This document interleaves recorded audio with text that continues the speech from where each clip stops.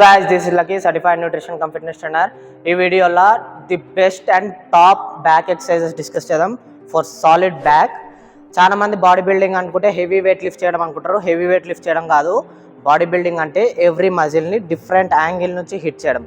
For example back తీసుకుంటే బ్యాక్లో different muscles ఉంటాయి. లాట్స్ మజిల్ ఉంటుంది, ర్యాంబోర్డ్ మజిల్ ఉంటుంది, లోవర్ బ్యాక్ మజిల్ ఉంటుంది, ట్రపీషియస్ మజిల్ ఉంటుంది. సో ఎవ్రీ మజిల్ని హిట్ చేసినప్పుడే ఓవరాల్ బ్యాక్ అనేది డెవలప్ అవుతుంది. ఈ వీడియోలో అదే చెప్తా.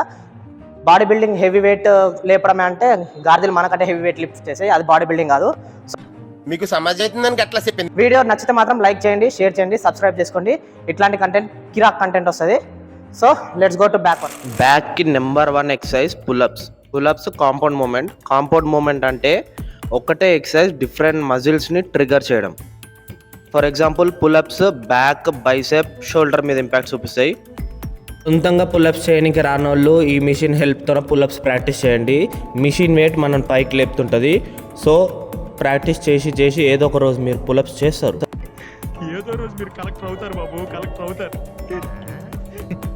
Second exercise barbell rows. Grip legs బయటికి ఉండాలి, థంబ్ డిస్టెన్స్ బయటికి తీసుకోండి. లెగ్స్ డిస్టెన్స్ ఎంత ఉండాలరా అంటే షోల్డర్ విడ్త్ ఎంత ఉందో లెగ్స్ డిస్టెన్స్ కూడా అంతే ఉండాలి. 45 degrees బెండ్ కాండి. చెస్ట్ పైకి, బ్యాక్ స్ట్రైట్ ఉండాలి. బార్బెల్ పుల్ చేసేటప్పుడు స్టొమక్ దగ్గర రావాలి. బాడీ స్టేబుల్ ఉండాలి, బ్యాక్ స్టేబుల్ ఉండాలి. ఓన్లీ హ్యాండ్ మూమెంట్ రావాలి. 15 count 4 sets. ఒకవేళ మీ టార్గెట్ మజిల్ బిల్డింగ్ అయితే హెవీ వెయిట్ కొట్టండి. Third exercise lats pull down. Heavy weight ఎంత కొట్టగలుగుతారో అంత కొట్టండి. ఎక్విప్మెంట్ మీద కదా, ఇంజురీస్ అయ్యే ఛాన్సెస్ తక్కువ ఉంటాయి. కాకపోతే ఒకటి ఏంటంటే పుల్ చేసేటప్పుడు ఫాస్ట్గా పుల్ చేసినా ఒక్కసారి హోల్డ్ చేసి స్లోగా రిలీజ్ చేయండి వెయిట్. అప్పుడే మజిల్ మీద ఇంపాక్ట్ ఎక్కువ ఉంటుంది. బ్యాక్ ఎక్సర్సైజ్ ఏదైనా సరే పుల్ చేసేటప్పుడు కొంచెం ఫాస్ట్ వచ్చినా వెయిట్ రిలీజ్ చేసేటప్పుడు మాత్రం స్లోగా రిలీజ్ చేయండి. Fourth seated rose one of my favourite exercise. అప్పుడెప్పుడో రామ్ చరణ్ చేసినప్పుడు చూస్తుంటారు, ఇప్పుడు నేను చేసినప్పుడు ఎక్కువైంది కదా జరా.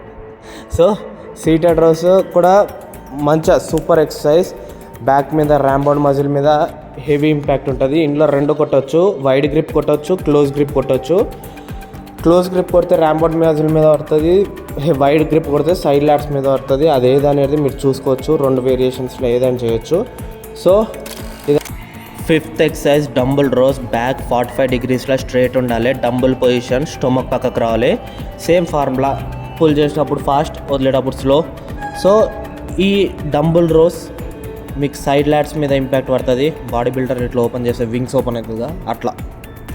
Last exercise deadlift lower back మీద ఇంపాక్ట్ చూపిస్తుంది. కాంపౌండ్ మూమెంట్ కాబట్టి lower back, hamstring, glutes, trapezius muscle activate అవుతాయి. డెడ్ లిఫ్ట్ అని పేరు ఎందుకు వచ్చింది తెలుసా? కొంచెం తేడా వచ్చినా లోవర్ బ్యాక్ ఇంజురీ అవుతుంది. సో జాగ్రత్త చేయండి. Unsupported moment